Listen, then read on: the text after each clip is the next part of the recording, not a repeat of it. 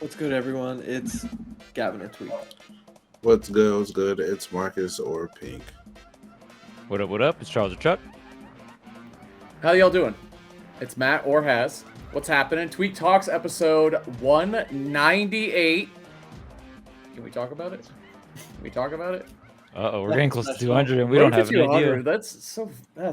That's crazy. Like, that's just insane, bro. Can't believe it. Just ridiculous. Very cool to have shared the mic with you guys for this long. Gonna keep it going here. Talk about some Smash Ultimate. CEO happened. One of my favorite tournaments every weekend of the year, every year. All sorts of fighting games going on there, obviously including Smash, Melee, and Ultimate. And we got a Patreon too, everybody. Check that out. Patreon.com/Tweek Talks. No idea what we're talking about this week. Full transparency. We're going to figure it out, though. I'm sure we'll start talking about something today, and it'll snowball into something else. But we're going to cover CEO, and there's like a Donkey Kong Direct or something that Gavin's excited about. So we'll get into that. How you doing, Gavin? Good. I just want to say my favorite bit on the show for like the names, like when we introduce ourselves, that the comments always talks about. It's marcusaur, bro. That shit is lit. Who's the best? Yeah, marcusaur sounds like marcusaur is just so cool. It's marcusaur, bro. Do you get like marcusaur is just so underrated? Are you thinking Underrated. like what does the name feel like to you? Does it give like dinosaur vibe? Dinosaur, yeah, soar, yeah. Marcusaur, bro. Okay. I'm just making sure we're all on the same page.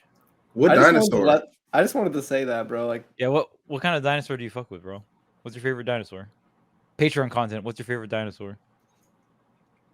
Gab would have a list. Wait, were you asking me or were you asking Gab? I'm asking you. Bro, I don't know if I have marcusaur, a favorite dude. dinosaur. I like Triceratops. They're kind of cool. I like Charles's. What up? What up? It's Charles or Chuck. It's the what up is good. The what up is nice. The what up is smooth. The double is crazy. The double is crazy. That's crazy. He's been doing that. Unfortunately, yeah. I just all good. Is what? All good. Because Gavinor, that joint is lit. When I think about it, they're all really good. All right, chat. Tell us your favorite. Oh yeah, shit. Gavin's getting a dub. That Gavinor is clean. Marcusaur goes so foolish. Mador and Hazor. Hazor's like, good. I like Hazor. I can see that as like thing.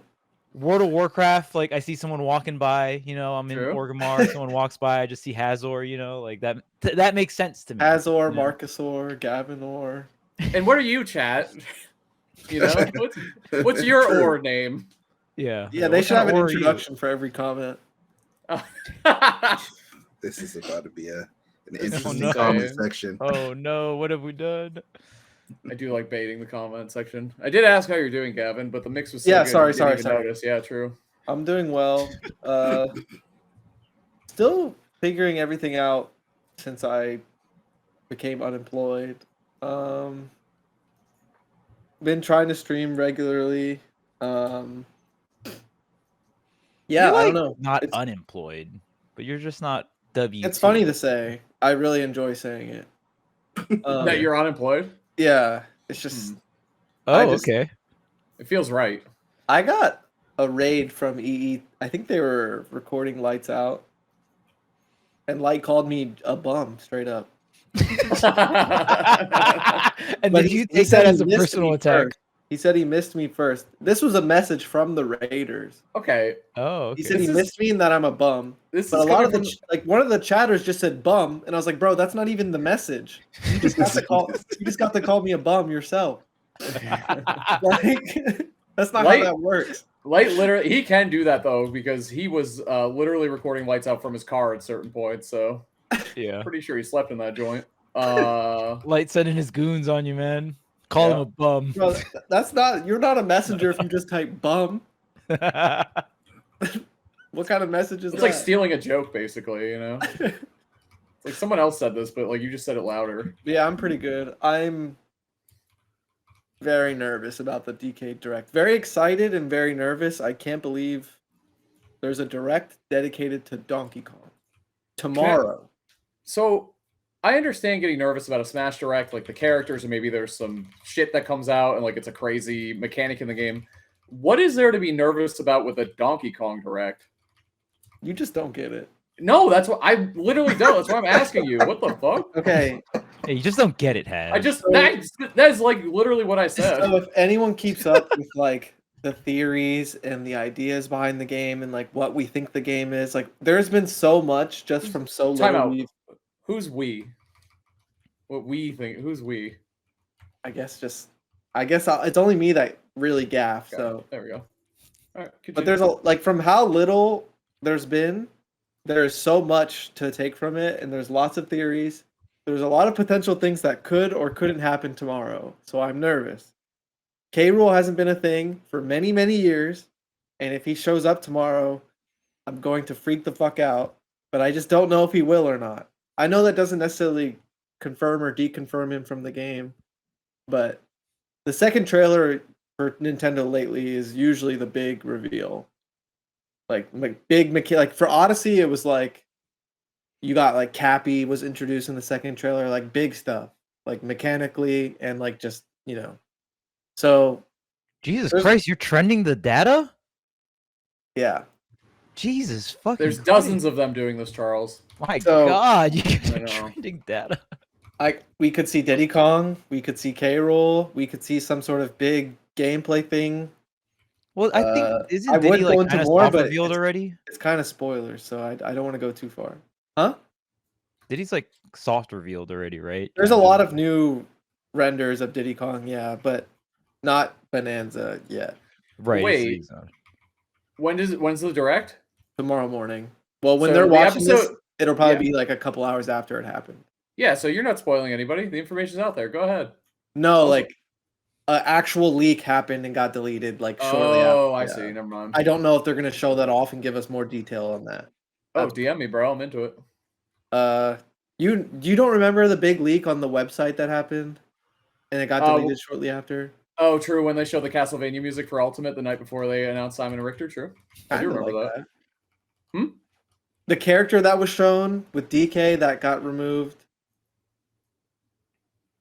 Okay. I don't know, man. Whatever. I'm gonna text you it. I'm gonna text you it real quick. Just You're text texting me? the. Yeah, that works. Bro, I texted finally you, text me Haz. back. I texted it to you. Do you know what I'm talking about now? Should I read it out loud? No. Should I read it out loud? Oh, wait. That wasn't official? I thought that was official. It wasn't official. Oh, that's just So a that theory? could be a big thing in the trailer tomorrow. That would be cool. But it's mostly just characters that I'm nervous for. Mostly K. Rool. What is your actual predict? What's your prediction? Because so far you're saying I think something big will be announced, but it's a direct, so of course something. I big don't will have be any announced. mechanical predictions because, like, how could I even do that? Here's this thing, like, what I would like to see. I would hope they make it clearer that the game is inspired by Journey to the West somehow in the trailer or like the direct. I would really like to see K. Rool.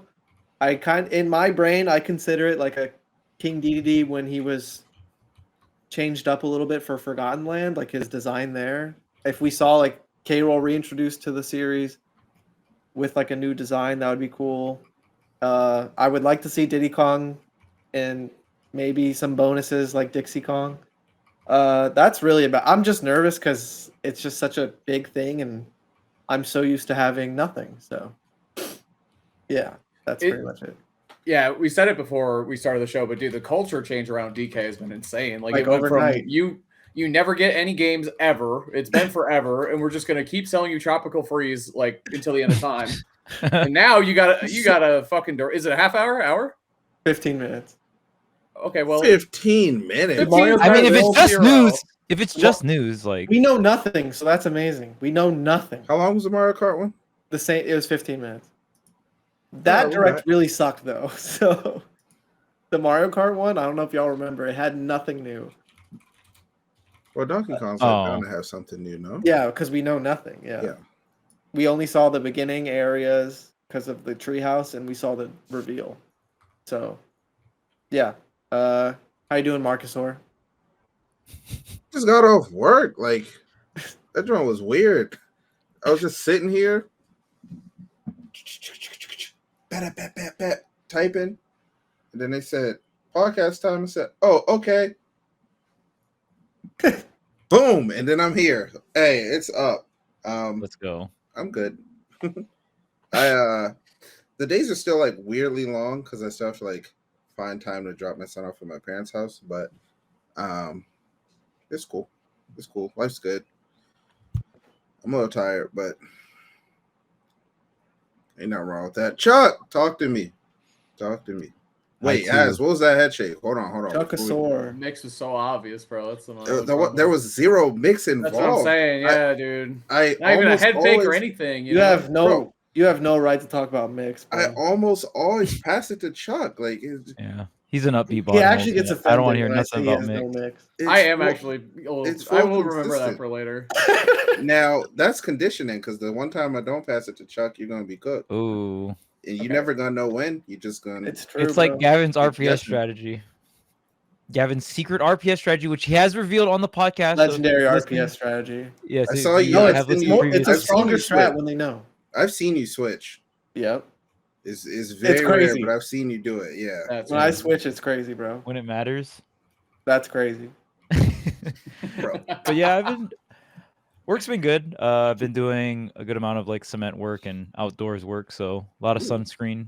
But after this week, should be going back to painting. So more indoor activities. I like the indoor activities a lot here in Hawaii. So yeah, work's been going good. I've been sad playing Pokemon TCG because Mewtwo sucks. Very sad. Like, God, the deck is so bad. There was a really big tournament and only 2 Mewtwo decks made into the day 2, which is like top 600 or something like that. Like, it was because I was thinking like, man, it's got to be all right, but no, it's trash. It's trash. He's been playing a lot. Yeah, it's trash. You're on the grind, yeah. TCG. Unfortunate. It's but cool. Yeah, it's fun. Fun game. How you doing, How's life been treating you? Life is good, man. Hazor, yeah, true. Sir Hazor. I had fun watching CEO, but I was busy all weekend because I was at my dad's, which was great, and I sent Marcus a Happy Father's Day text, which was very good in my opinion. I cracked myself up with that one. Got back to Marcus because he's laughing too. Sure. First of all, that was really good. That was every time. I held it in my pocket for like a month, by the way. I just realized Marcus is a human. I have to message Happy Father's Day. You don't have to. You don't. But you're a really good friend if you do. I mean, I barely messaged my dad Happy Father's Day. Like, and a really bad one if you don't. So that is not the case. That is not the case. But yeah, I'm good, man. I'm chilling. I went out for Father's Day. It was like, it's a drive back home.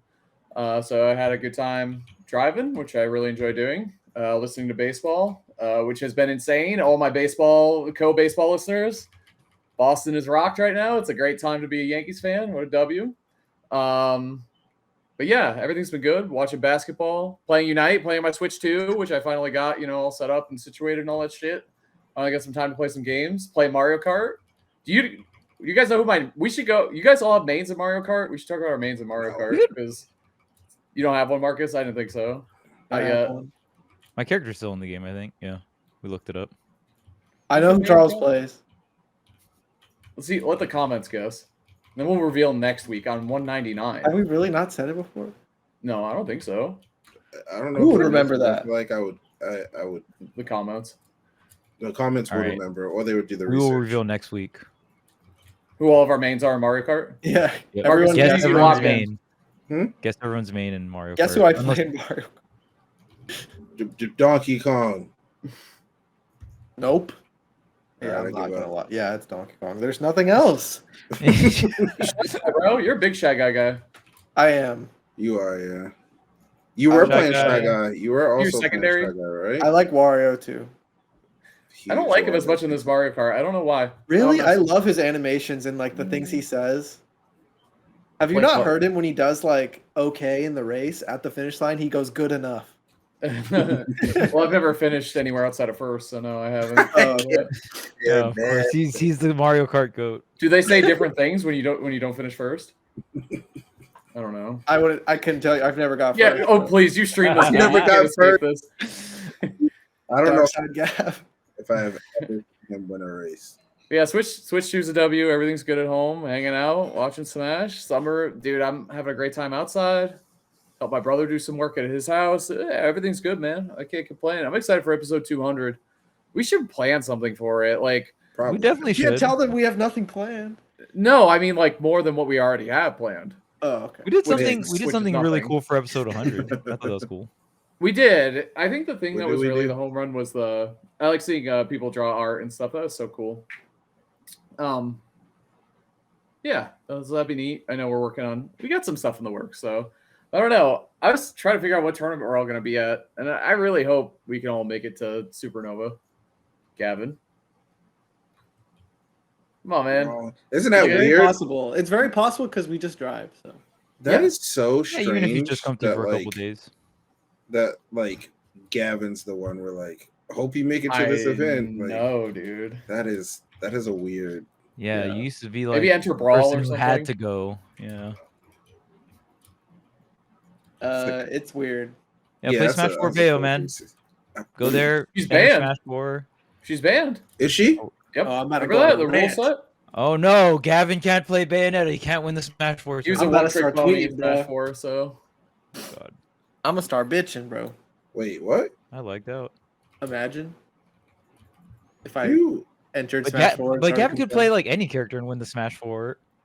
Bro, I would get last No. place in that game. I I was played saying that game prove one it. Yeah, I don't know time about that. in like 6 years. You gotta start grinding it. Dude, I'm it's gonna not try to do a that run up down hard. tilt. I'm a dash attack and die.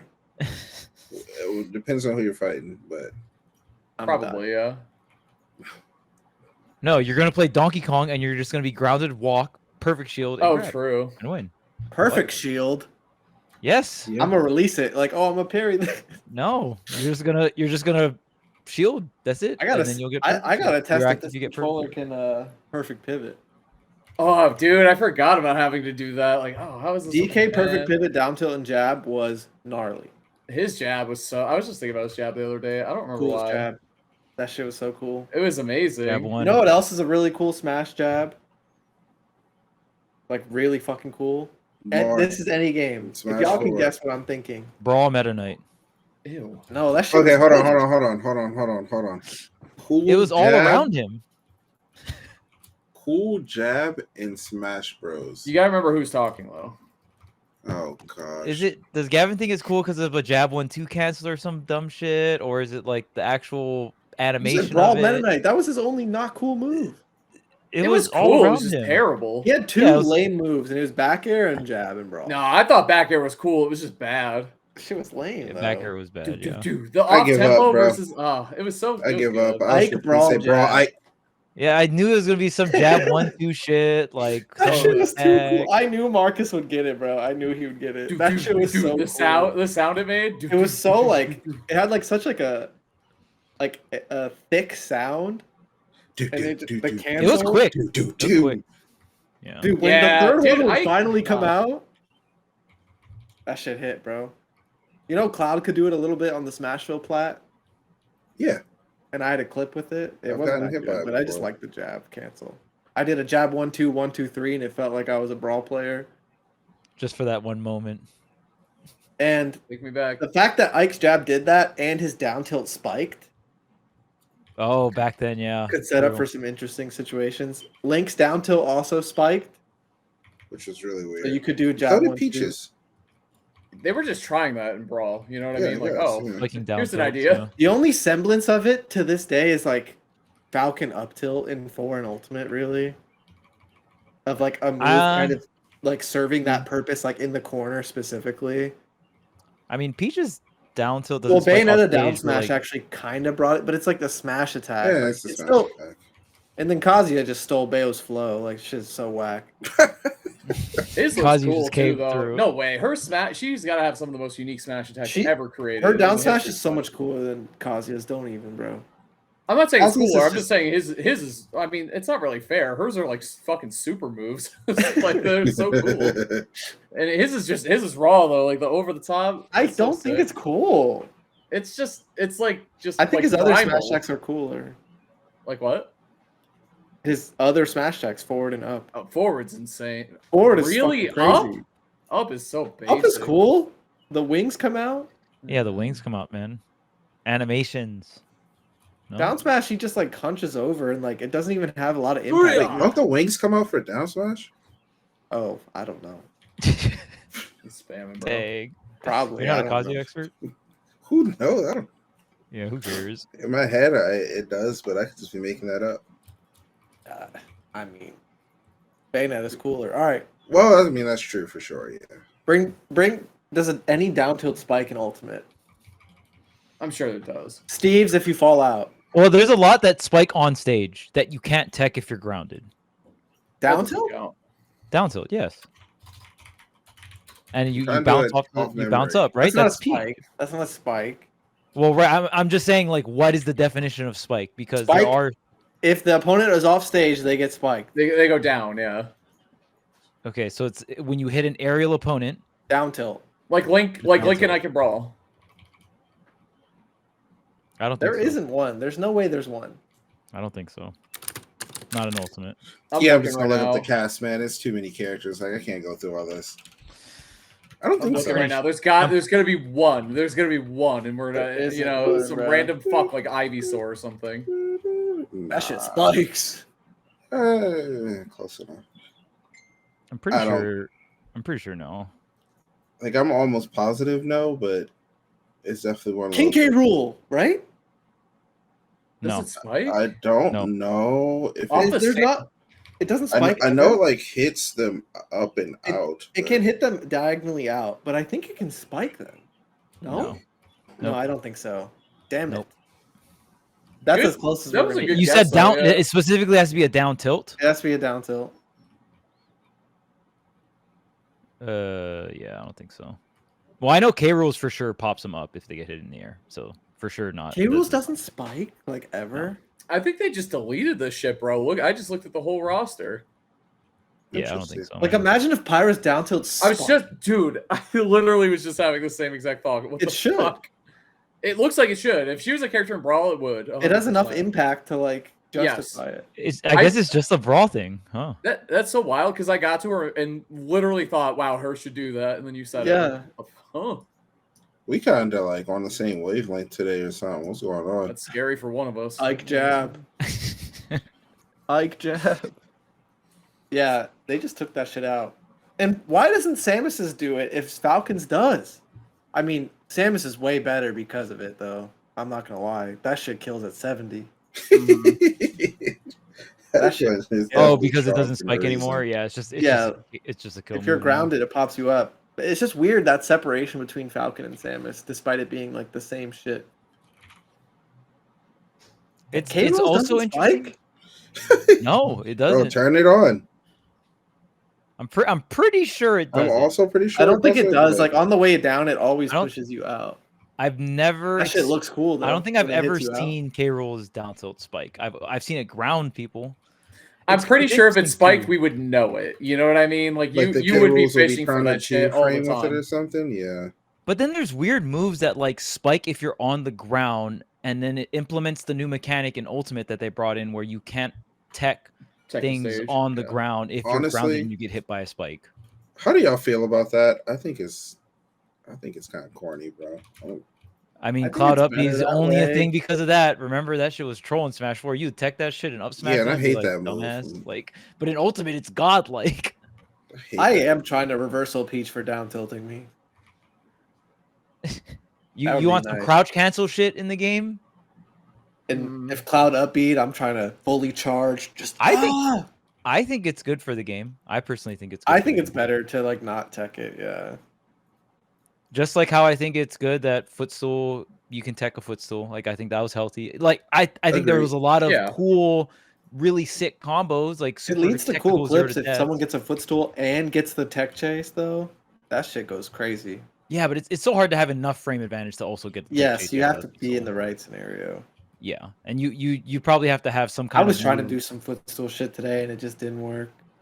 I think I did, even like- doing like footstool in the air into like something like a dive move or whatever, even if it's more of like you delay it to cover a certain tech timing or I something. was doing my banana stuff on the platform and I did down air and I usually get like an aerial or two, but I did down air and I always try to footstool and see if I can set up like another banana or like Mhm. monkey flip edge cancel, like kick. Oh, that'd be nice if you. I always like fuck fuck up the footstool, so I just don't get anything. So yeah, that's Smash 4 vibes. Like getting a spike on a grounded opponent or something like that at around like 30-40% in a footstool. It was around that percentage where you could just because the thing about those percentage ranges too, it's like you can't really manipulate how far your character goes, and you could just in Smash 4 you could just react. The coolest footstool thing in Ultimate, I think, is Mario's footstool into Rising Dare. That shit is like very. Kurama got that in bracket recently. I retweeted that shit instantly. It is a very interesting concept. And when I'm in training mode, I try to do that with Wario's down air, and I can just never figure anything out. And a lot of the time, it doesn't work anyway. Like, it doesn't fully connect. But, like, imagine if you did, like, falling up air with Wario, footstool, rising dare, and, like, for some reason, the momentum from it, like, makes it easy to, like, confirm it after. Like, imagine falling up air, footstool dare, and you're, like, moving, and then you do, like, a waft or something, like, double jump waft. Like, ain't no way that would work. I know, but Are you saying you like cancel your lag from footstool and just like hit them right after you footstool? like you footstool them, and like with the footstool you do a down air, and it like brings them up with you. Dang, how much meter are we burning for this, bro? This sounds real good.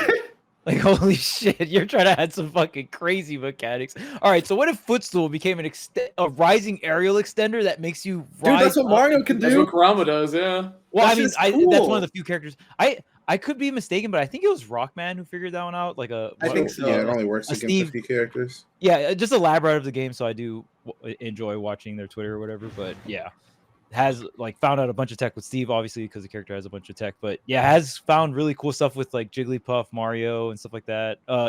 Used to be a Mega Man main, so knows a bunch of Mega Man tech as well. So yeah. Yeah, That follow up is really cool. I think Pikachu can also do things like the footstool nair, Neutral and air, stuff like that. Yeah. Dude, yeah. I'm so it's some interesting jealous. stuff. it's Dude, Pikachu has a bunch of cool shit, man. Like if It's I such a played cool Ultimate thing. seriously, I'd probably play Pikachu. Like dude. that'd be really Your ass playing Fox. At cool. MomoCon, Pikachu's so good, man. at MomoCon there was Yeah. I believe in Pikachu. I forget the Sheik player's name versus a Mega Man. You say Pikachu or Pichu, Charles? Sheik. Pikachu. At MomoCon Pika. there was a set Yeah. where the Sheik player kept getting confirms because they would up air on rush, and they would connect it on the way up, and they would double jump up air to kill them at like 30. Because they would up air while rising on the rush, and then do double jump up air, and they would Yeah, be in true the blast combo. zone. Yeah, they're So too high cool. at that point. It was so And they- cool. What? And they That's so can't jump. cool. They can't jump to get out of the scenario because they die. So it's like they can really just try to mash air dodge or frame one out. But you probably are just. It's just a true follow up. As long as the first up air connects on the way up, they just double jump up air in the blast zone. Jeez. With like Sheik using Mega Man's rush is pretty crazy. I forget the tags of the players. Okay, one thing I want. Okay. Thinking about the next Smash game, can we please take away up air projectile moves? Like, I think we down. all can just like. Can Mega we all Man's just agree that cool. that was a bit? No. I No. like. It's fine. There's nothing wrong with it. It's Eh. because Mega Man itself, like the character itself, isn't that strong. Like or like Mega. I still think Mega It's Man way is strong, slower. but like. Game Watch up air is just better than Mega Man's, obviously, because Mega Man's is more cheesy in a sense, but also Game Watch has better frame trap scenarios after a falling up It air. should be. where It shouldn't be set knockback or whatever. I just think the concept of a projectile up air is so good because if you just do falling projectile up air, that is like the most free frame. It should trap be like ever. Ryu Hadouken though. You should just be able to hit it easily, like easy. Oh Yeah. yes, it should It not should be have able. It different should. knockback mechanics. You should It be should able to not just be swing transcendent. at it. A transcendent projectile I don't up think it's air. transcendent. It's not transcendent because it'll like It's just hard to beat it. yeah, it'll like trade What with is like it? a wolf nair, and then wolf will start falling, and then just get hit by the next two hitboxes. Oh, so it's multi-hit. So it's not transcendent, but it's multi-hit. There's a couple So aerials that do really well versus it. I forget what they are. you just have to have. I actually don't know what beats Is out. there a like, Palutena move that does well? Is it Palu? bear? I think Nair goes through Neutral air? I think it's neutral air. it's- Oh, Yeah, because you're the combating multi-hits multi-hits are and multi-hits, multi-hits. yeah. Oh, okay, that's interesting. But it's just also hard to have enough frames to even get a move out with like any character.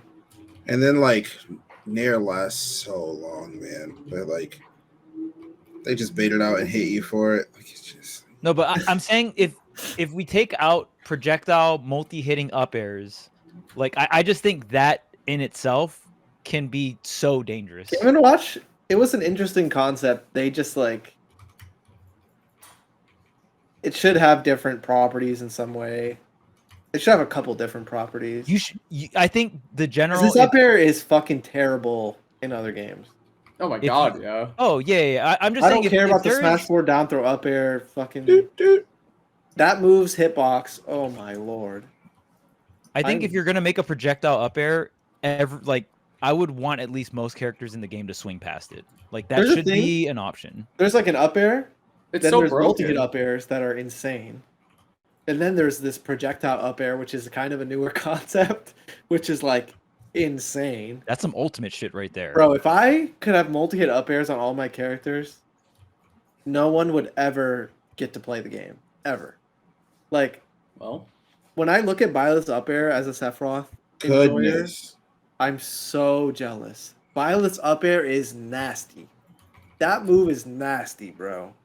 Like, I like it. Like, it is so cool, but it's also so broken. Like, if you were mobile, and like, oh my god. Yeah, it's like Palutena up air. I think Palutena up air is that move is so broken. A bit wider, and the DI mix up is even more fucked up. I think so. Violet's up air seems like a discount version of Palutena up air, but with a little bit more disjoint is what you're trading off for. Like, who do you think's better, Palutena or Violet's up air? These two moves.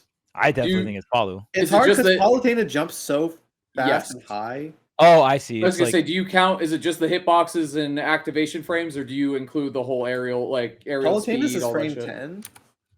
Like, I don't know what we're talking about Violet here. is. Like raw character to character, or are you like, oh, if Violet had? I think if we're just looking at the two moves in a vacuum, Okay. So like, if Violet had Palu's up air, would that be better? Violet's is the same exact frame, so this is very interesting. Oh shit! But you get the random DI mix on Palu up air. Like it sends in a bunch of different trajectories. So sometimes you randomly cross up someone's DI. I think Violet's is better. Yeah, but I can see Violet's being more consistent. Violet's is a slightly better drag down than Palu's. It's a little bit more of a consistent drag down than Palu's. Ooh, that's a good point. That's a good point. I like that. And I think you can press up air in a bit more flexible spots as Violet because of that. Like you can press it lower to the ground more often, I think. Ooh, like you're saying as like a falling up air anti-air as you're coming back to the ground, just in case they decided to jump, you can get like some kind of drag down. Press it in more flexible spots. Yeah, you can also just like rise with it in a lot of places that you couldn't. There's a couple spots Palu. It's clunky to press it with Palu. Yeah. Like not extremely clunky, but noticeably. Well, clunky. Right above Palu, you don't get the disjoint. So that's the one big thing when I thought of the two moves immediately. I was like, Violet's biggest con is you have a bigger disjoint above your character. So that's really nice. But then, like, I guess I'm putting value in the fact that the Palu up air can randomly cheese stocks at earlier percents because of the random DI mix. Yeah. They're both really good. But yeah, I mean, the drag down thing, I can definitely see giving Violet's up air the edge because you have like that drag down factor, which is really nice. Yeah. I just want a multi-hit up air on a character I like. So good, dude. Multi-hit up air. Does a 2-hit up air count as a multi-hit? Yep, that's enough. Yep, absolutely. Especially the one you're thinking of. That more than one hit. More than one hit. Multi-hits are broken, man. They are. No, but you can get trade. Remember, that's the con. If you trade with a multi-hit. Because honestly, that's one thing I think that I think Pikachu has too many multi-hits. I think where Pikachu actually suffers is because Pikachu doesn't have like this hitbox that does a decent chunk of damage. It's just a single hitbox. Like I think you don't want your character to have too much multi-hits. I think multi-hits are nice, and especially on something like an Pikachu up air. would like his neutral air back once in a while. I know. I can see it. There are spots where he would love just to have a move, just quick. Just move. Yeah. Yo, okay. You know what the best Pikachu Nair is? 64. Okay. Pikachu had like a classic Mario. He's like a Mario Nair. Like a Mario Nair. The animation had a lot of good animation. Very cute. It's so bring back 64 Pikachu Nair. Sometimes when I'm watching Pichu scrap and just like Nair spamming and like fucking people up, I'm like, damn. Pikachu used to do that shit. I need to see Pikachu hit a crisp sour Nair at like 90. Dude, I need a Fox combo, dude. Nair to Pikachu's Brawl neutral air sound effect is like etched into my brain. Yep. It is so loud. Really, Pikachu's Marcus? Brawl neutral air specifically. It's like squishy kind of. Was it the twirl? Is it like lingers? The sound lingers for a little bit. I don't know if how that else was to the do best it. impression, bro. I don't know. I don't remember it. It's loud. It's very loud. It's like screechy almost. But Pikachu spun, Bro. right? In Brawl?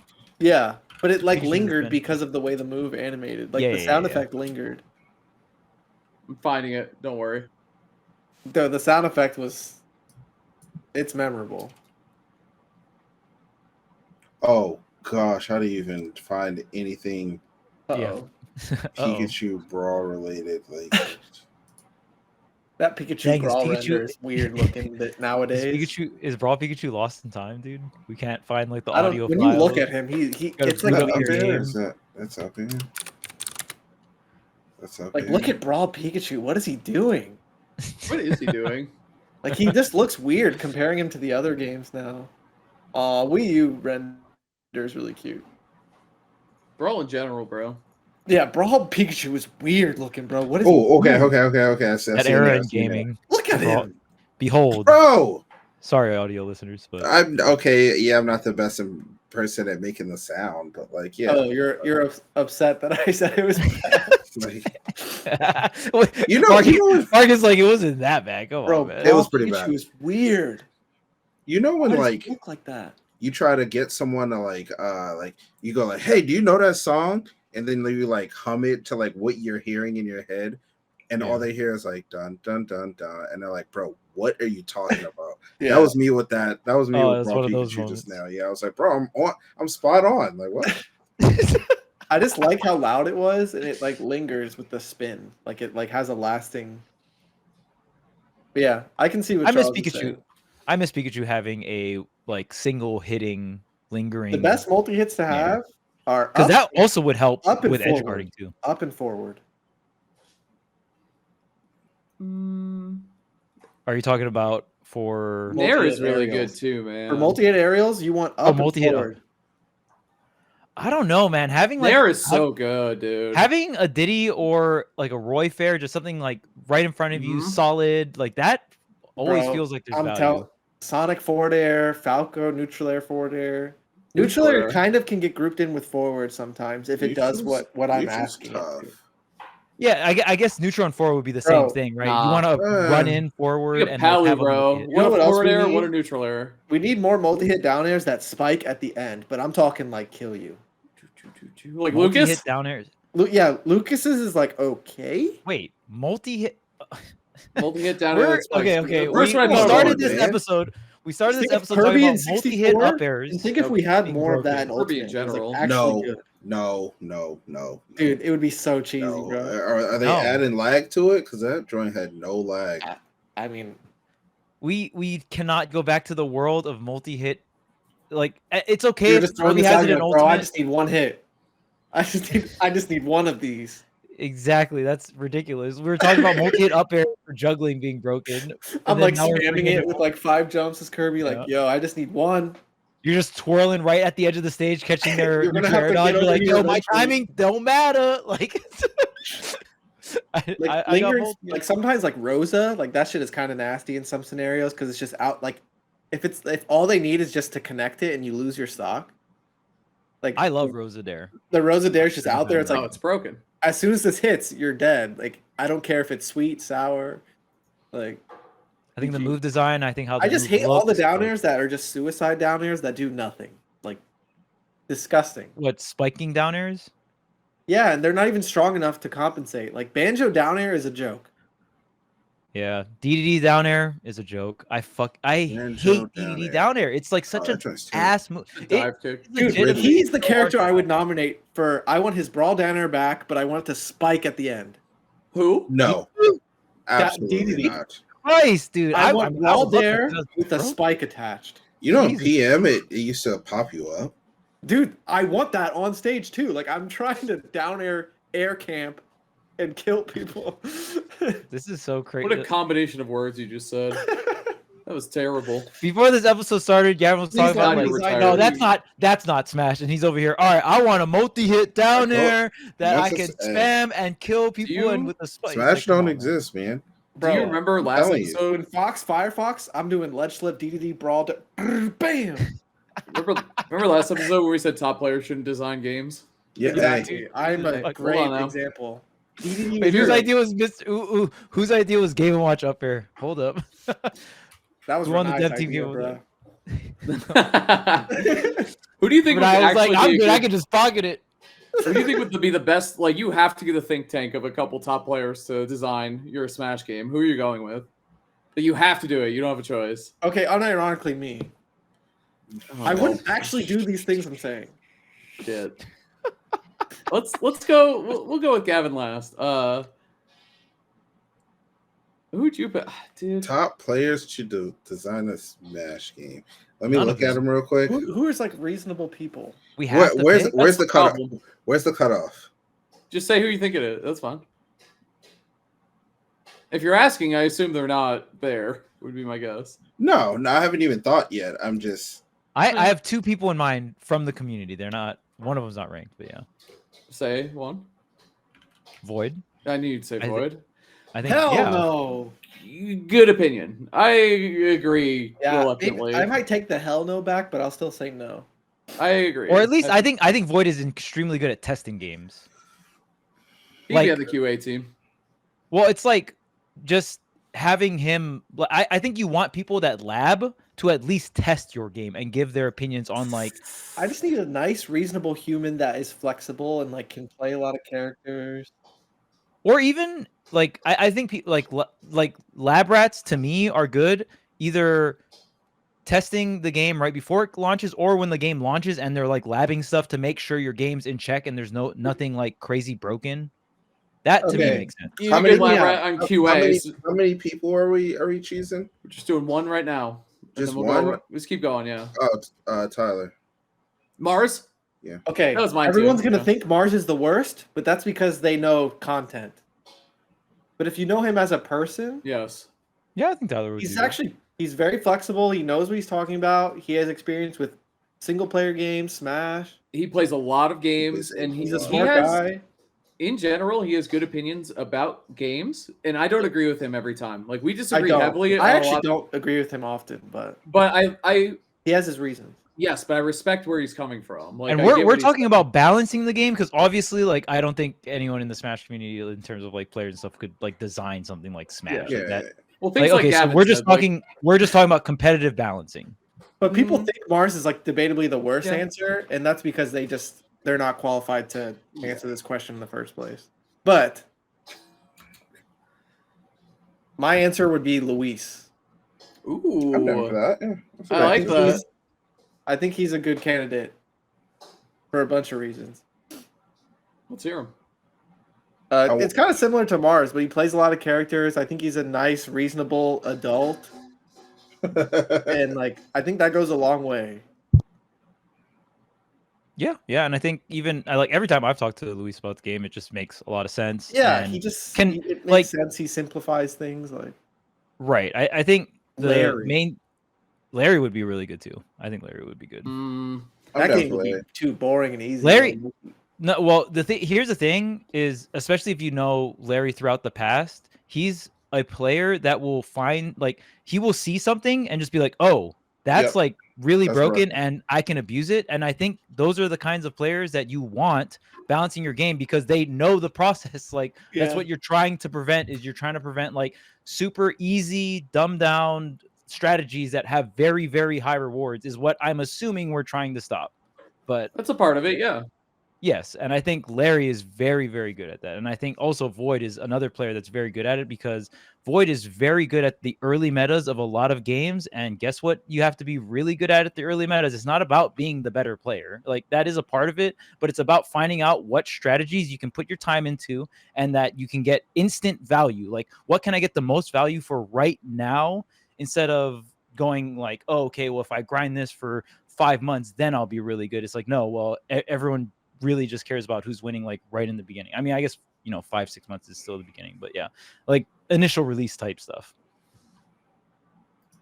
Yeah, And he literally has experience doing it. He's a great choice.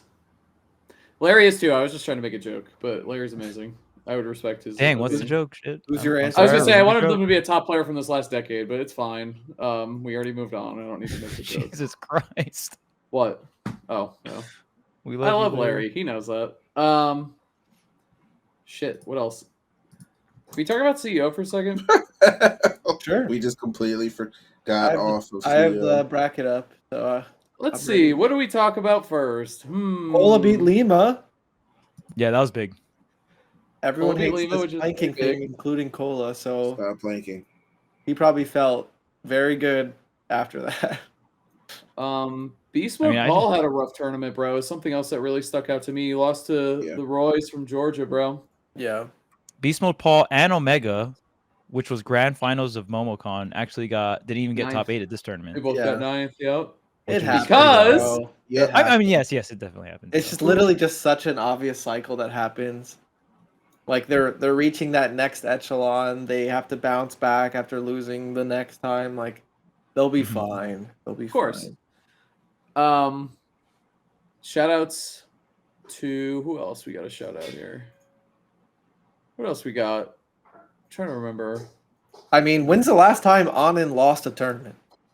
I know. From losers too, after losing in winners. And Apollo, that was the first one. Apollo Kage had a great tournament for the first time in a while, it feels like. You know, Apollo Kage, especially around the time of the summit where he killed Charles' spirit, he was like on the path to becoming the next big thing. And I think he just like kind of at that tournament, that was his first win on Leo. So that like he and especially back then too, Leo too? was really good. Yeah, he stacked up a shit ton of wins at That that Gluto summit. set, I remember it to this day because he was doing some shit.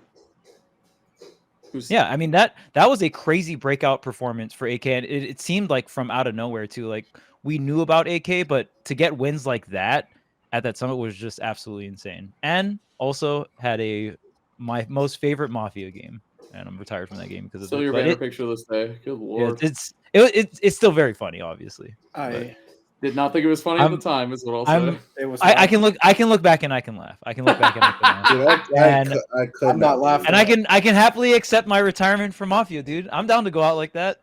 That's your last game ever. That's pretty good. I'm down to go out like that, man. It is good to see I him. stood on business, man. Even though he could have won the tournament, definitely winner side grands. It's good to see him back up there, even if he didn't win. He did go to Japan and stayed for longer and grinded. He's always a grinder. He's a hard worker, so it's good to see that pay off after really putting the time in recently. So I'm happy for the kid. It's good to see him do well again. And then obviously we talked about Omega. I got to talk about Karu. Belmont. Everyone's saying CEO is not a major because of Belmont made top 8. Come on, guys. Come Specifically on. why? I know that's what they're saying. Hey, well, this is amazing. Here's the proof. Your ass Then would be let's not saying even it's look at who amazing. entered. If you got top 8, we'd be saying, yeah, it's CEO. It's a top, it's one of the biggest fighting game tournaments in the world is what your ass would be saying if you made top 8 at it. True. Okay. We'd all be saying it. But Belmont gameplay, and especially, so I had to go back and watch the VODs because I was busy all weekend, but I saw Belmont made top 8. I was super hyped. So you had to watch every single game Belmont was in. I did. I watched the skeleton set. I watched the Omega set, and I watched the, let me think. What was the last one? And the Ploopy set in winners, which is like, I feel like, okay, so CEO, like what a great tournament for Belmont to potentially do well at because it's 2 out of 3 for such a long time. So you can matchup check. Like you just got to steal 6 stocks real quick and not get picked off stage like 6 times. Hey, hold on. That sounds kind of nice as Belmont, to be honest with you. Like, I feel like the pressure's it's on your opponent to figure it out. And I don't know. He played very fundamentally. Like when he was playing, I was like, here's what I think you should do. And then he would like kind of do that. But he also like, bro, game 5 going off stage against Omega. Did you guys watch this set or am I just the only one? I did. Okay, cool. Going off stage against Omega, instantly game 5 with that drop zone there. I was like, what this guy's doing that when he was up 2-0. Now it's 2-2 and you're losing game 5 and you're going off stage with a nair. This guy's insane. And then going off stage and doing the angled, nice, producer Chris killed it. That was right on time. Going off stage and doing the angled whips, it doesn't seem like a huge deal, but when you're learning that for the first time, you definitely SD because you down air by accident, you immediately eject yourself in the bottom blast zone. So to do it in those situations and to have the confidence, like Belmont's an execution test through and through, obviously for so many different reasons, like really hard to kill with until you get them at 190, then a stray hit does it with a fair forward tilt, whatever. But he was down smashing like game 1 when Omega was marching back and started taking, like it looked like Omega might steal game 1. Just down smash, just raw down smash took game 1. I was like, what the fuck? And that's kind of what you have to do as the character to win. Something else that really pisses me off about this matchup is turbo scary for Belmont, like really bad. And Omega didn't do it enough. Like if Joker camps you, his mobility, bro, it feels like you're literally playing like you're an N64 character. You know what I mean? Like he's just so fast. His aerial jukes are just crazy. Off stage, gun can just kill you, which did happen in the set, but I only think once. His low crosses were so good, like just so good. Defending himself off stage with the low crosses, very impressed by that. Arsene, fuck, dude. He back airs you at 30 at mid stage. You might just die. Like with 30, 40, like that back air, the angle. Back air combo and a dash attack. You're off stage at like 60%. Like, yeah. Omega loses this game? Yeah. So does it involve? He didn't camp, bro. Trapping? He didn't camp. I agree with you, Haz, and what I would have liked to see from Omega is like not. He fell into the pressure and the pacing and started matching because Karu was doing a lot of rolls and spot dodges and reversals and like Belmont life, but yeah, putting out like quick numbers in scenarios where if Omega just simply wasn't dealing with it, things would have just came naturally to him. I love that 3-piece. Sorry. So I think love that 3-piece. It's really important to just like not deal with like the hype and the pressure of the set or the crowd and just kind of ignore the low tier in a way, if that makes any sense.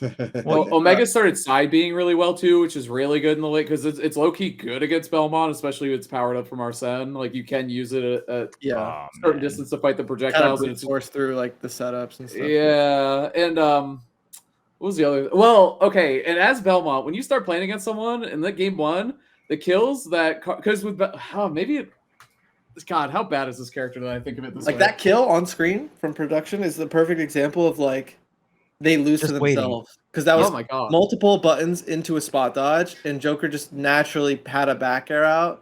And if you don't punish any of that, it's fine. Nothing's happening. You know what I mean? Like, and if you're the top tier in that scenario, you always benefit. It's not like Belmont's going to power himself up or something like that.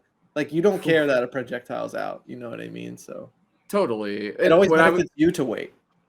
Game one, like the way that Karu was stealing stocks, like it was like holy water at the ledge, neutral get up, and you get a stock. As a Belmont, like when you get stocks gifted to you like that, you're like, oh, fuck, I can win this set for sure. Because now they're going to be afraid of that option. So I look for the other options. Or if they do the mistake again of neutral getting up or don't know the tempo, that to me is communicating you don't know the matchup as well as you should. If you're losing stocks this early to my character, you gotta like, how bad is this character like that? I had those thoughts because when I saw him land the first couple, I was like, I think he's gonna win this game. But then the Belmont thing happened where it's like, oh, he's up 3 stocks to 1 or whatever. I have a low 2 stock to 1. Then just started losing and dying. I was like, oh shit, here we go. Like it's just it just feels like they don't ever have a lead. You just get hit once the wrong way. Now you're gambling 50-50 to, I know it's not literally a 50-50, but you're off stage. They take your double jump or read that you throw a projectile. You're fucking dead. Like you're just dead. So really good stuff. Karu for like good recovery mix, like all these other things, protecting himself with the projectile a lot. The cross was amazing. Like he just did a really good job with that. The thing that's really fucked about this matchup in particular, and you all already know what it is. Joker's hurt box, bro, and not even his running one, but in the fucking air, there were so many times where just he's getting hit by holy water, and Karu would jump and try to aerial him, and it would just like seemingly like go between his legs or some shit, like just miss for no fucking reason. I was like, dude, it's a really hard and unforgiving matchup. Look at this. Wait, hold on, I love this. This kill is crazy. Boom, off state. I love that shit. And that if you fuck it up, he's down airing and he's losing, and that's it. They're low key against characters like with the more linear recoveries, they can go off stage if given the opportunity. It's just a big gamble, especially when their ledge trapping is so cookie cutter and good. Like obviously one of the good things about their gameplay.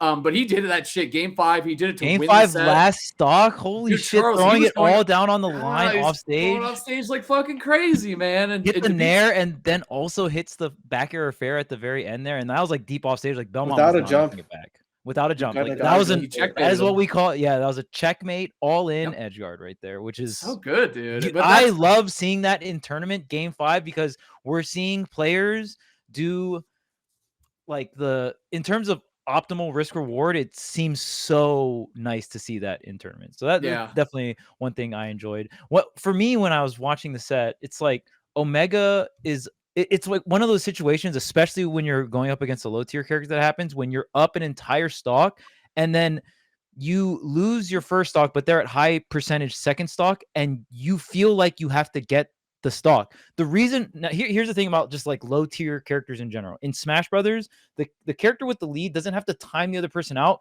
but they don't have to approach into hitboxes, right? Like the thing is with low tiers, like if you run at Kirby, Kirby has hitboxes to combat you. He will beat just your ass, bro. Yes, but Kirby doesn't have the mobility to break through your wall of hitboxes or your defense to actually open you up, which is where you abuse some of these lower tier characters with low mobility. And when you lose sight of that, even just for a stock, you give that low tier main a chance, and it can be brutal because these low tier mains, they don't have the best. Their characters neutrals usually aren't the best, but they have to make up for it by having crazy offense. Like they get a hit, they know how to convert it really well. And I mean, right there, the thing about Belmonts is kind of reminds me of Banjo. These characters fall into like very hard to play and not that good. So it's like you have to put in like a crazy amount of time to do all right damage. Like you could just do the same amount of labbing with Steven, just be zero to deathing people. You know what I'm saying? So like just the amount of time you're putting into being good with the character. But obviously it's super sick that you're playing a character you like or enjoy, right? And you're trying to master and bring out the full potential of the character. I think. Chris, can you rewind it there real quick? Like this is a really scary part of God, just in general. The matchup is just so right here. No, I think it was the other side. Sorry. When Belmont's recovering on the right. Sorry, we're doing this live. Yeah, back a little. Dude, he almost had the setup too. But it missed because it's fucking Joker. It's a part of it. Well, and Belmont's hitboxes, you have to be very precise. They're not very active. Yeah. Belmont's not. hitbox. Yeah, like they're very. It reminds me of Sephiroth in a way, but Sephiroth always has compare on top Sephiroth of that to more. Belmont. Yeah, because you just have to be very precise, and then on top of that, you got to angle your aerials too. Like it's hard, man, and you have to do that a lot. You have to do it in neutral. You have to do it to recover. Like there's a lot of like tech checks when you're playing this character, and you can just lose stocks if you miss them. Yeah, I think that's why Haz and I can vent to each other about her box shifting, because our characters like are just more susceptible to it than others, bro. And some people might not notice it as much as we do. I think just because we deal with it like actively with our like normal moves, not even like a setup or a kill confirmed, like just trying to play. Yeah, that's why I'll always be jealous of Belmont's for being able to angle the aerials. It's very cool, and it's a really cool mechanic. I just wish I could do it with my forward air once in a while. Do you have It'd be nasty. Game 5, almost to win the set, like the last last stock for Joker, he had the holy water crossed into charge F smash. I'm pretty sure it just missed because it's fucking Joker, dude. Like I'm pretty sure. Like it's tight anyway. I think I forget what it was. I think the timing was off somewhere though, just barely. Or it just wasn't gonna work because of the position. I forget. Yeah. So right here, like all those situations, like hovering that close to the ledge is so scary. Oh, is this it actually? Yeah, I think so. I think it's coming up. If it's not, then whatever. Take this. Like these rolls aren't needed. Rolls, yeah. Oh, this is game 1. Never mind. Yeah. Omega actually almost brings this one back. But game 1, obviously you had the SD early on, which we saw. But then it was like another early stock. And as a Belmont, like there's no greater gift, bro. Like I was waiting for him to down air, by the way. Look at those low crosses. That's what I'm talking about. That shit was nice. Yeah, you put a hitbox to the drop zone area you want to be at. Yep. It's smart. That too, like to me, okay, question there. Did he just miss the forward air, or was it Joker's hurt box? Or is he still intangible at that point when he's in the little animation? That's a wild down smash that he went for. Crazy. I wasn't paying attention, I don't think. The end of Joker's Tetrakarn, the actual counter with Arsene. Oh, he still wasn't able to be hit, I don't think. That's what I think too. Okay, I couldn't tell, but I'd have to look at it again. Either way, I was really psyched to watch some good Belmont play, making top 8 and getting good wins. And he got to play against Skeleton too, which I've always said, like I felt like Fighter Pass 2. I'm not gonna sit here and say it's good for Belmont, but they got some nice stuff. Like fighting against Kazuya, it's in their wheelhouse. You know what I mean? It's still a stressful match. Like Kazuya, like Belmont's disadvantage being bad. What's that? He angled the forward air up instead of. It was enough time. Okay. Kazuya's thing is he kills the entire cast in one hit, so Belmont's already used to that. So it's not like I have a shitty disadvantage state and Kazuya's going to exploit that. It doesn't matter. Like you just can't get hit by the move no matter what character you're playing. So it's like to me, it's in the wheelhouse. But then I was watching Game and Watch, bro. God damn, that matchup. Like, I used to think like it wasn't that bad. You get hit once, you get grabbed once, like you're just. I mean, you're the type of character that just dies to the uppie. Mm-hmm. Well, yeah, offstate, yeah, yep. Then you just get hit by the turtle one time. Dude, it's crazy. We were actually talking about Game Watch a little bit before the pod started, and honestly, Game Watch wouldn't be too bad if they just didn't buff his reflector, man. Like the reflector to me, everything about Game & Watch is like, okay, cool. Like if you just don't interact with this, if you can have a move that outranges Nair, like sword characters, right? Then it's like, okay, that's one part of the game where it's not as bad, right? But if you had projectiles and you could just not deal with Game & Watch's shield and him getting up close to you, but the fact that Game & Watch has a reflector, it almost feels like it brings him all together into the top tier, well-rounded character that he is. And then on top of that, you just get like mega free matchups. So it's like it's weird because when I think about Game Watch, you fall into this category of wow, I am just well-rounded for a lot of different characters, and there's also a group, not even just a couple, like a group of top tier characters that I just free up. It's just really, really strong for me. Like the first thing that comes to mind is like Fox, Snake, two very, very important characters to win if you want to win an S plus or an S tier or P tier or whatever, right? Like, so yeah, I mean, it's just an interesting character, and I think the down B is what really brings it all together. And I mean, like Game & Watch isn't that interesting. I know most people don't like watching Game & Watch, but at least to me, Game & Watch is just, when I watch it, I just look at it, I'm like, this is overtuned Smash. Like he has obviously like really broken moves. I think the thing that sets him apart is like fair setups. Also in terms of offense, like just how you can abuse fair is so crazy. Cause we even saw Poopy go for things like fair into like charge up smash by Steve Wall, things like that, where it's like when you have so much frame advantage on a simple aerial that's also a projectile to set up scenarios like that, it's really good. So I did enjoy watching Poopy go through his run in top 8 of CEO.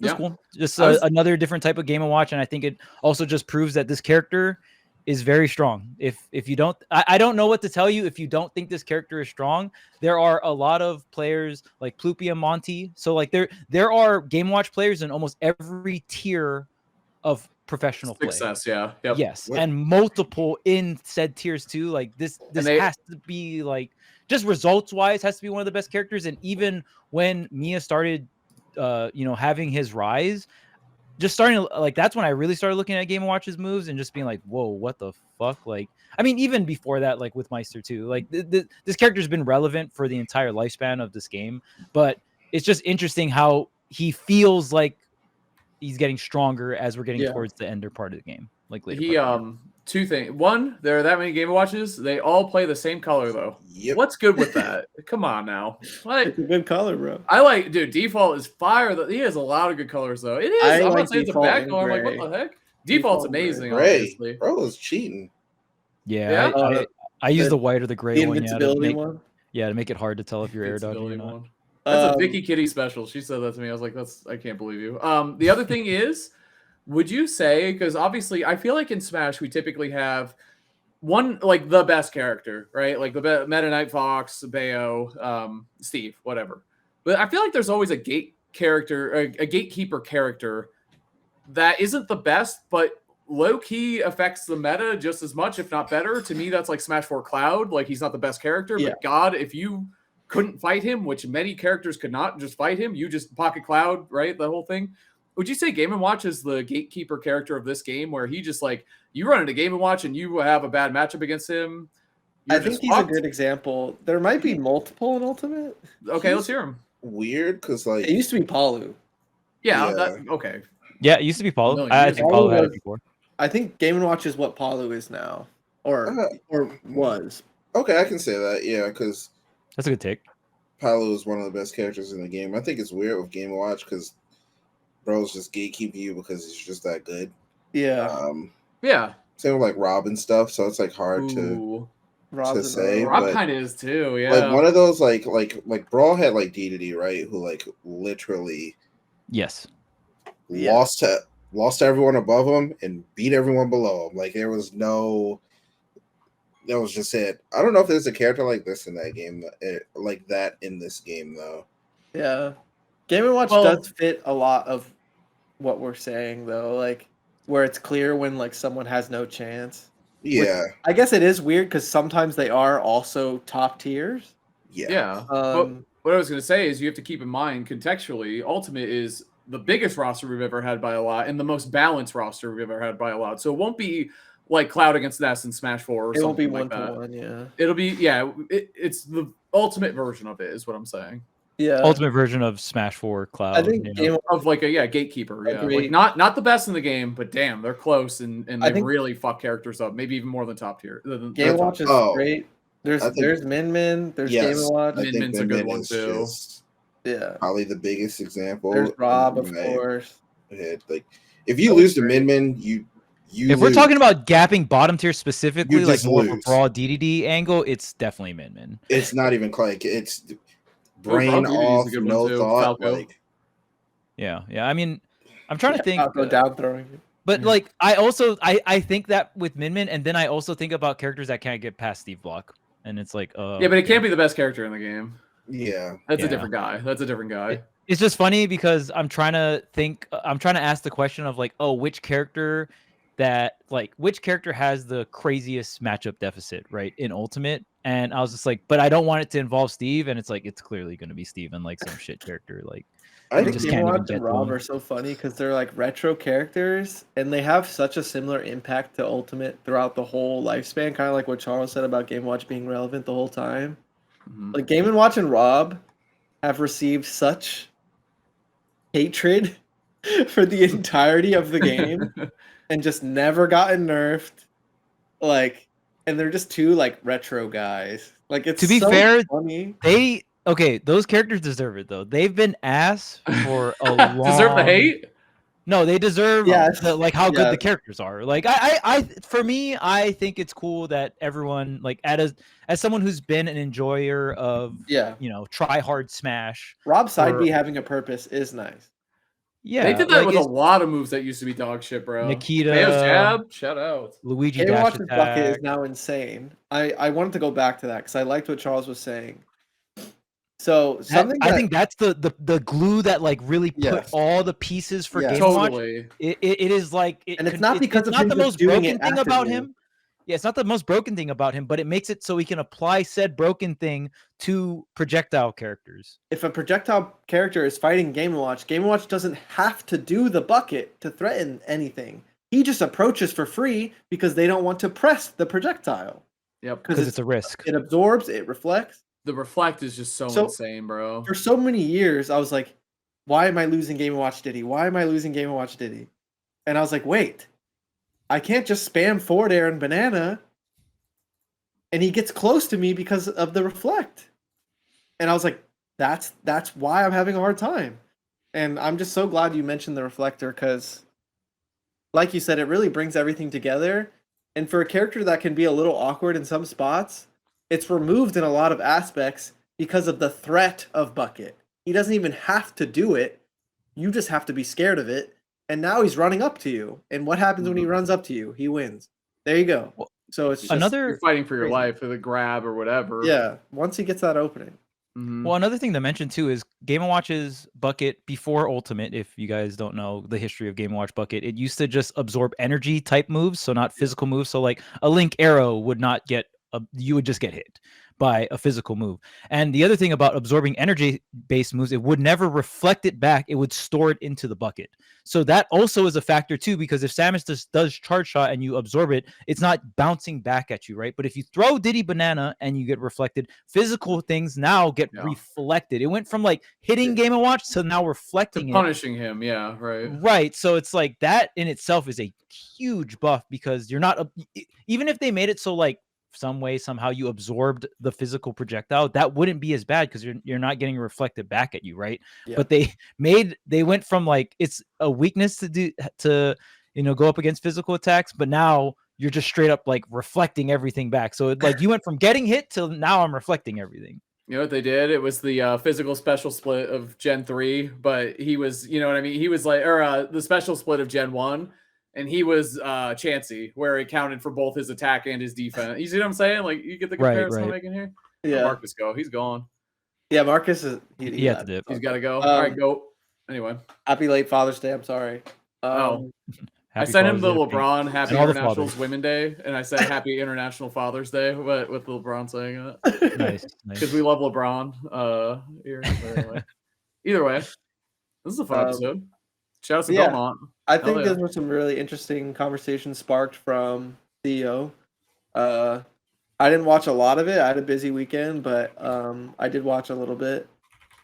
Shouts to Cola bouncing back a little bit. So we have 2 Steves, 2 Roys, Game & Watch, Bayo, and Belmont, which is like, and Snake, of course. So yeah, the Cola versus Lima was interesting because I think Lima isn't necessarily with the planking. I don't think Lima's trying to time people out necessarily. Like it is, but I think what Lima's trying to set up for is 1 minute on the clock, both players at last stock 0%. I think that's generally what Lima's going for. And even if Lima doesn't necessarily have a percentage lead in that situation, as long as it's even stock, Bayo can spit damage out, right? So I think what Lima's strategy is, like, it does involve time, yes, but it's like you're just burning every ledge interaction. You burn some time, and then you're trying to set up a late game where it's like, okay, who can spit out the most damage and not die? Because I think Bayo is stronger in that scenario than trying to get the kill. And like, if it's last stock and Bayo's trying to get the kill and the opponent's above, like, way past up tilt back air percent, it can be really hard for Bayo to just land that one final last hit, right? So to me, it makes sense. So I did like Cola when Cola was fighting up against Lima, when Cola would just to interact with because what Lima does to snap to ledge most of the time, the safest thing to do is to ABK to it. And Lima will set up various witch twists and usually go like witch twist in the ABK or double jump or triple jump in the ABK. You kind of have to read what Lima's going to do before the ABK. But Cole was going out there and getting like runoff fairs to get the stock. So even punishing the setup to burn time as well. So, I mean, I know some people aren't a really big fan of Lima planking the ledge. Obviously, ledge planking isn't that fun to watch. But I think the concept makes sense and what you're trying to like put your character in the situation for, because Bayo is such a unique character. You can't just do standard strategies to get the W. So I do like that Lima is trying everything he possibly can to win. And to me, when I think about it, it makes sense. Totally. And the mental warfare too is so like, come on, you know what I mean? Like yeah. The players he's playing against just behave so poorly around it. Like they just get so pissed off. Yeah. It's not a coincidence. It's Smash Brothers. It's like, I don't know why, but oh my God, wow, the fair push off as well. The gun hold is always really swag. Yeah, the gun hold on the fairs is what we're watching for the audio listeners. But to me, it's like everyone.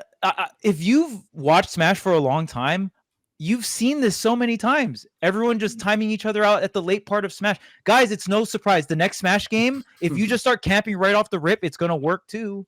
Like, just camping is strong. And even in the first year of the game when everyone's running at each other, like the really, really good players didn't necessarily like time you out, but they played patient and they waited for specific interactions and they're not rushing things out. And they're gambling more on their reactions rather than guessing. It's no surprise.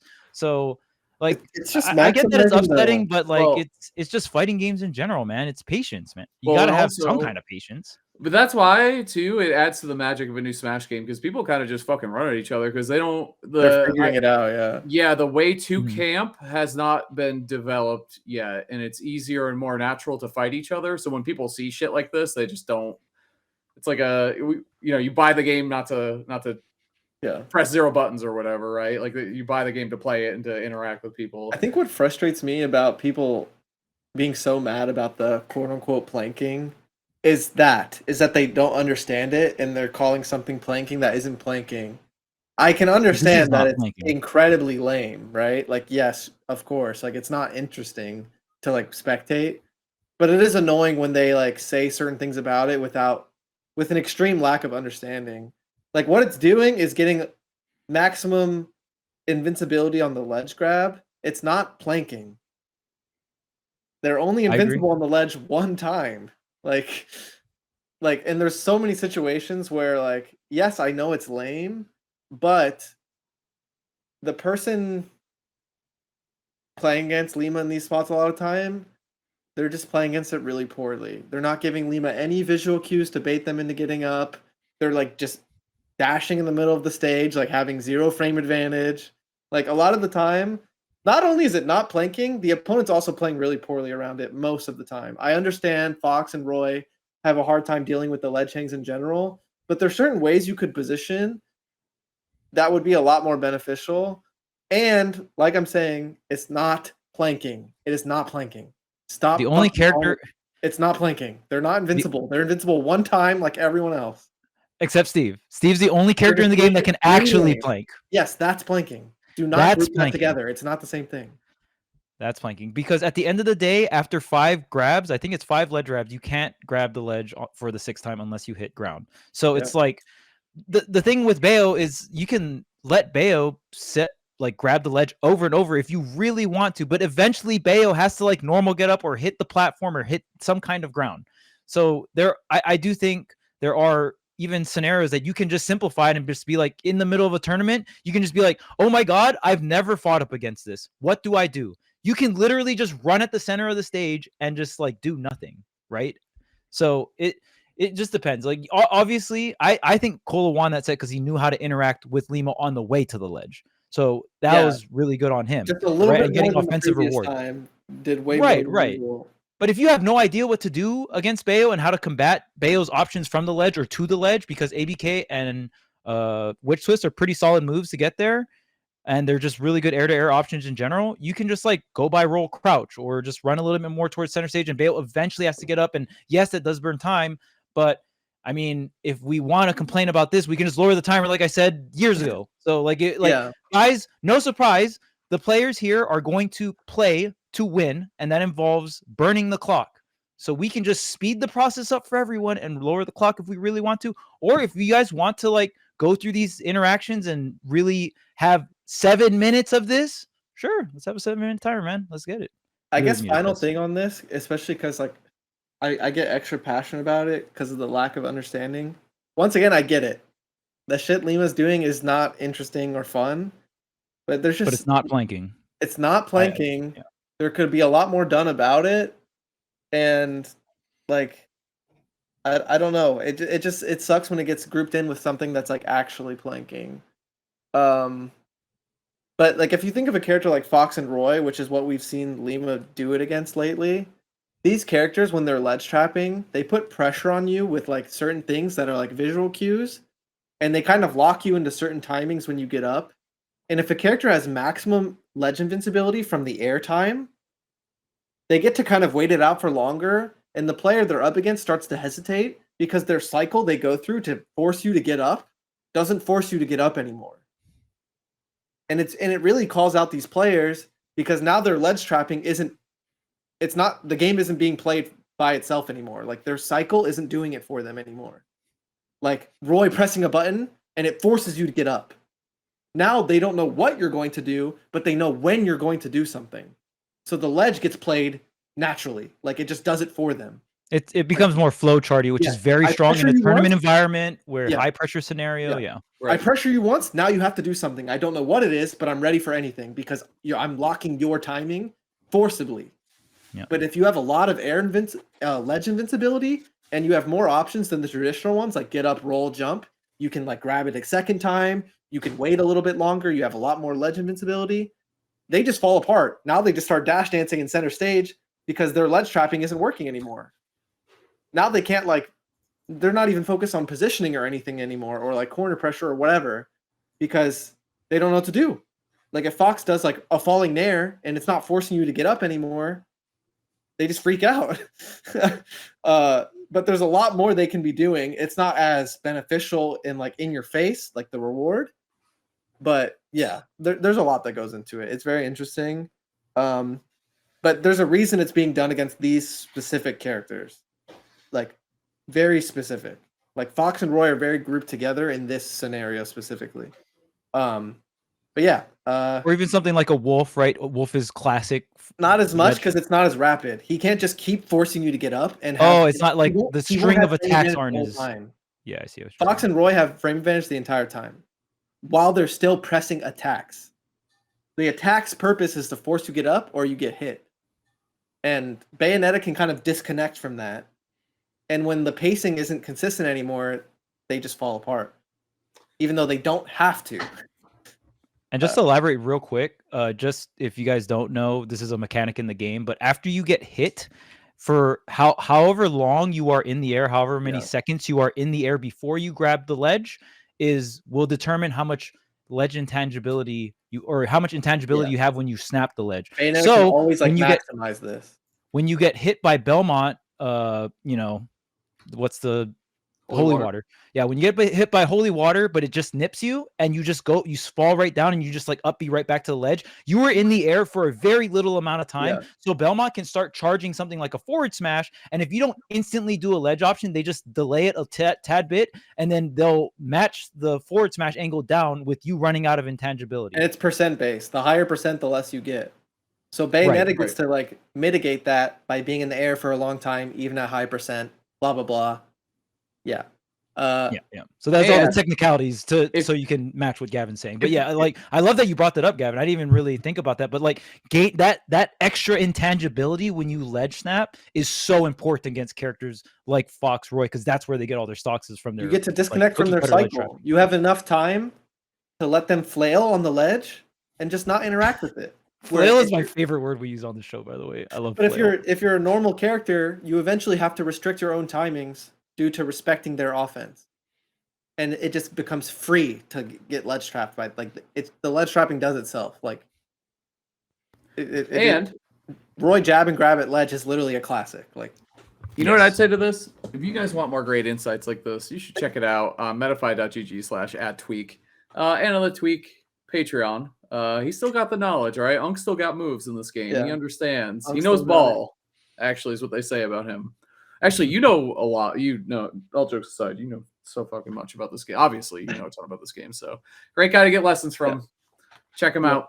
Thank you so much for supporting the show. We do bonus content every week as well. If you're interested in VOD review or general bonus content, answering questions, yada yada, check that out. And thank you so much. Have a good one.